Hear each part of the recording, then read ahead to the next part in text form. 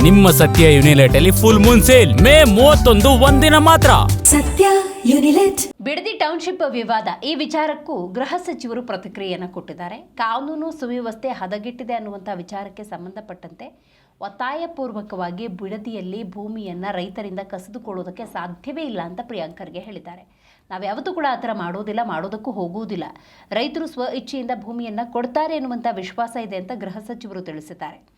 Bidadi township ವಿಚಾರ ರಾಜ್ಯದಾದ್ಯಂತ ಬಹಳ ದೊಡ್ಡ ಸಮಸ್ಯೆಯಾಗಿ ಉಲ್ಬಣವಾಗಿದೆ. ಇದೊಂದು ರೀತಿ ದೊಡ್ಡ ದೊಡ್ಡ ನಾಯಕರ ಪ್ರತಿಷ್ಠೆಗೆ ಬಿದ್ದ ಹಾಗೆ ಕಾಣ್ತಾ ಇದೆ. ಬಿಡದಿ ಟೌನ್ಶಿಪ್ ಅಂದಾಗ ವಾಸ್ತವವನ್ನು ನೋಡಬೇಕು. ಅಲ್ಲಿನ ರೈತರು ತಮ್ಮ ಅಸಮಾಧಾನವನ್ನು ಹೊರಹಾಕಿದ್ದಾರೆ. ಒಂದು ಕಡೆ ಭೂಮಿಯನ್ನು ಕೊಡೋದಿಲ್ಲ ಅಂಥೇಳಿ ನಿರಂತರವಾಗಿ 450 ದಿವಸಕ್ಕೂ ಹೆಚ್ಚು ದಿನಗಳ ಕಾಲ ಹೋರಾಟವನ್ನು ಮಾಡ್ತಾ ಇದ್ದಾರೆ. ಭೂ ಒತ್ತುವರಿಯ ಪ್ರಕ್ರಿಯೆ ಮಗದೊಂದು ಕಡೆ ನಡೀತಾ ಇದೆ. ಇದಕ್ಕೆ ಸಂಬಂಧಪಟ್ಟಂತೆ ಗೃಹ ಸಚಿವರು ಏನು ಹೇಳ್ತಾರೆ ಅನ್ನೋದು ಬಹಳ ಮುಖ್ಯ ಆಗುತ್ತೆ. ಕಾನೂನು ಸುವ್ಯವಸ್ಥೆ ಹದಗೆಟ್ಟಿದೆ ಅನ್ನುವಂಥ ವಿಚಾರಕ್ಕೆ ಸಂಬಂಧಪಟ್ಟಂತೆ ಒತ್ತಾಯಪೂರ್ವಕವಾಗಿ ನಾವು ಬಿಡದಿಯಲ್ಲಿ ಭೂಮಿಯನ್ನು ಕಸಿದುಕೊಳ್ಳೋದಕ್ಕೆ ಅಥವಾ ತೆಗೆದುಕೊಳ್ಳೋದಕ್ಕೆ ಆಗೋದಿಲ್ಲ.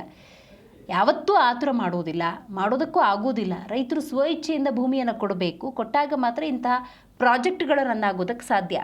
ಭೂಮಿಯನ್ನು ಸ್ವ ಇಚ್ಛೆಯಿಂದ ರೈತರು ಕೊಡ್ತಾರೆ ಎನ್ನುವಂಥ ವಿಶ್ವಾಸ ಇದೆ ಅಂತ ಗೃಹ ಸಚಿವ ಪ್ರಿಯಾಂಕ್ ಖರ್ಗೆ ಹೇಳಿದ್ದಾರೆ.